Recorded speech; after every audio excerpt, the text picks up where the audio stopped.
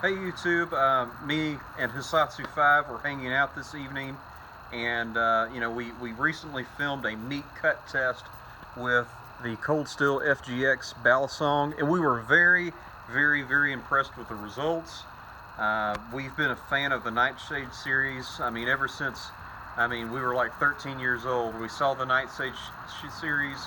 It was something that we could purchase and buy, and we've always been a fan. But they came out with this new Balisong, and it's just great. So there's a lot of good benefits from it, but something that's different is that they've put serrations on their new Nightshade series, and it did really well against the meat. And we were playing around and we're like, hey, we should try to cut a water bottle with the new Balisong. And so we didn't catch it on film, but basically we set the water bottle up and we both made a prediction. And so Austin, go ahead and tell us your first prediction. This is straight up honest truth. I guess I shouldn't have to specify that, but my honest opinion was, with the meat cut testing that we did, and the edge of the serrations were a little bit turned, that I thought it was going to bounce off. Now, Matt, what was your prediction? My prediction was that we were going to set up the water bottle, and since it's a plastic blade, I thought, well, it would go like a third of the way through, and then it would just fall over or bounce off or something like that. And we were wrong. We were very wrong. All right. And as you can see, it's not the most pretty cut. There's a little bit of tearing at the end, but if you were to take your hand and feel, there is some smoothness.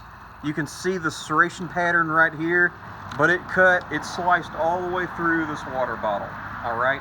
And so what we want to do now is take this Cold Steel Taipan, the FGxTaipan, and we want to pair it up against this. So this is going to be a plain edge, all right?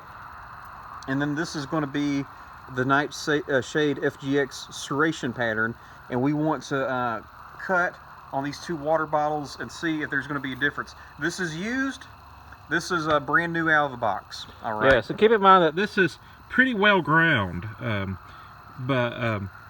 you know, yeah, it's well ground. And before we get into the cuts, we just really noticed something about the two different style. This is the old school style, this is the new style, is that although the Cat Tanto that we own, and also the Steel Tiger, which it's not the Steel Tiger, it's just the FGX Karambit, those are very firm, but this Taipan, it's very flexible, all right? And we don't really necessarily think that's desirable for something that's meant for stabbing. But if you check out this new Balisong, it's pretty rigid, all right? I mean, there's no blade play, and there is a slight bend in the actual plastic blade, but it's very rigid. So that's definitely something that you want, all right? So now we're going to cut the film, or we're going to cut the scene, and we're going to go into our cuts. All right, up first, it's going to be the FGX Taipan.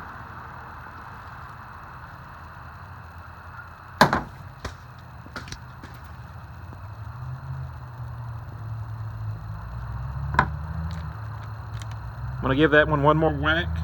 All right.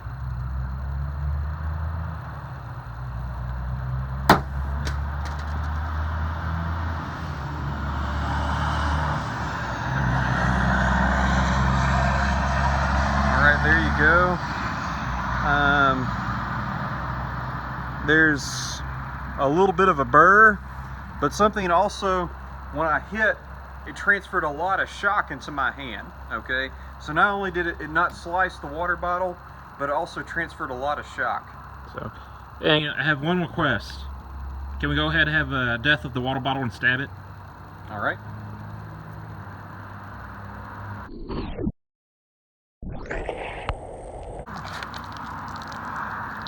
All right, there we go. I'm glad I got that the first shot. Yeah. All right. FGX Balisong next. All right, now we're going to do the FGX Balisong.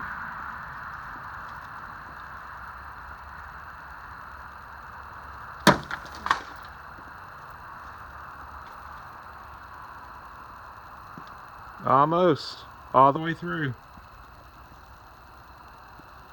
Hello YouTube, this is Asatsu 5. Just to add on to our recent Battle Blades video, FGxTaipan versus the Cold Steel FGX Balisong. I sucked to open that a while ago. You didn't see it, it was off camera. But anyways, just to add on to that, I think this exemplifies the benefits of having a serrated edge over a plain edge.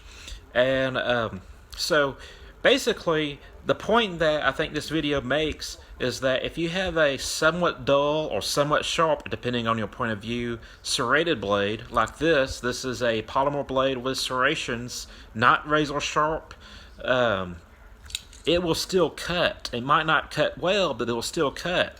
Whereas a somewhat dull, somewhat sharp, I'm pretty sure I can saw with this and it'll give some nasty cuts, as will this, obviously. In my meat cut test video you saw that. But with this, it had no real slashing capability. I mean, it might, but on the water bottle cut test, this didn't cut the water bottle. This did. So if you're going to carry like an Endura for self-defense, I'd recommend getting a spotty edge serrated Endura. If you're going to carry a Vaquero or a Voyager for self-defense, I'd recommend getting the serrations, because somewhat sharp serrations always cut better than somewhat sharp plain edge. That's just been my experience. I usually am a plain edge guy, but the more experimenting I do, the more the virtues of the serrations come apparent. And I still love plain edge. Plain edges have their place, and I like carrying them. But for a self-defense knife, it just seems that serrations are the preferred way to go, because, you know, if they're not 100% hair-popping sharp, they still have cutting capacity, whereas something like this doesn't really, not so much. It's not as much of a cutter. But we will have to saw on some meat with this to see if it will cut meat. Maybe do some more stabby test with it.